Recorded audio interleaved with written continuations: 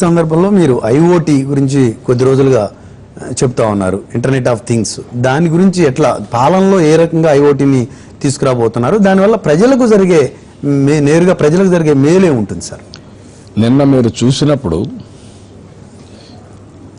ఎప్పుడు కూడా ఒక లీడర్ అనే వ్యక్తి ఒక నాయకత్వ లక్షణాలతో ఏ పని చేసినా దాన్ని ఒక పద్ధతిగా చేస్తాం.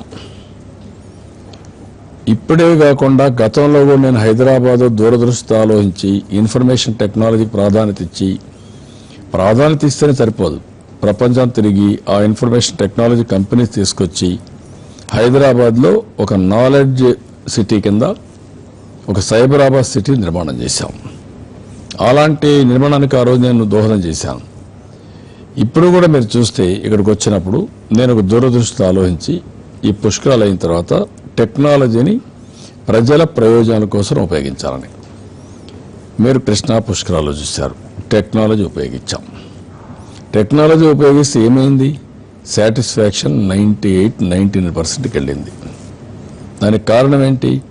అన్నీ సుజావుగా జరిగాయి. ఉదాహరణకు మనుషులు బస్టాండ్లో దిగగానే ఏ ఘాట్లో మనుషులు ఉన్నారు, ఏ ఘాట్లో లేరు, అక్కడి నుంచి ప్రారంభమైంది. అక్కడి నుంచి వాళ్ళు నేరుగా ఏ ఘాటు పోవాలో పోయారు. ఏ ఘాట్లో పోయినా దారిలో వచ్చినా పరిశుభ్రంగా కనబడింది. మామూలుగా ఇండ్లలో కూడా శుభ్రత లేని రోజుల్లో ఇన్ని లక్షల మంది ఒక్కొక్క రోజుకు వచ్చిన తర్వాత ఏ ఘాటు చూసినా, ఏ రోడ్డు చూసినా, ఎక్కడ ఘాట్లో నీళ్లు చూసినా చాలా శుభ్రంగా కనపడ్డాయి. దాంతో ఇంకా కూడా తృప్తిపడ్డారు. పూజా కార్యక్రమాలకు ఎక్కడా విఘాతం లేకుండా పర్ఫెక్ట్గా చేశాం. నాణ్యమైన భోజనం పెట్టించాం, ఎక్కడికక్కడ నీళ్లు పెట్టించాం. అదే మరి ఎక్కడికక్కడ కల్చరల్ ప్రోగ్రామ్స్ పెట్టాం.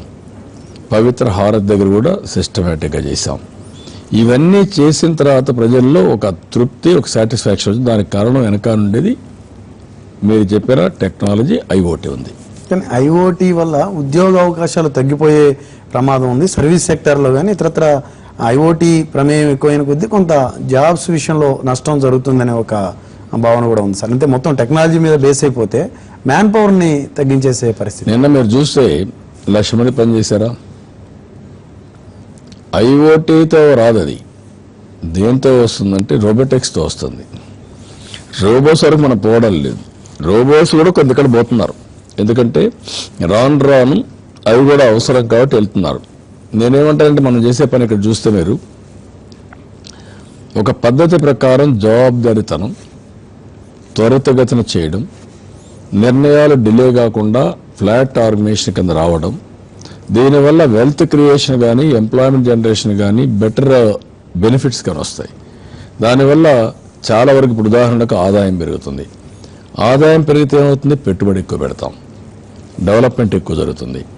ఇంకో పక్క మనం పెట్టే డబ్బులకి సమర్థవంతంగా ఉపయోగిస్తాం. సమర్థవంతంగా ఉపయోగిస్తే అనుకున్న దానికంటే ఎక్కువ పనులు అవుతాయి, ఎక్కువ నాణ్యత వస్తుంది, దీనికి బెటర్ అవుతుంది. అదే మరి అక్కడ సేవింగ్స్ వచ్చే కొందికి వెల్ఫేర్ ప్రోగ్రామ్స్ బెటర్గా ఇస్తాం.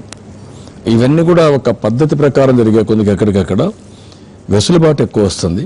ప్రజలకు కూడా ఒక మంచి అవకాశం వస్తుంది, వాళ్ళు కూడా ఆనందంగా ఉంటారు.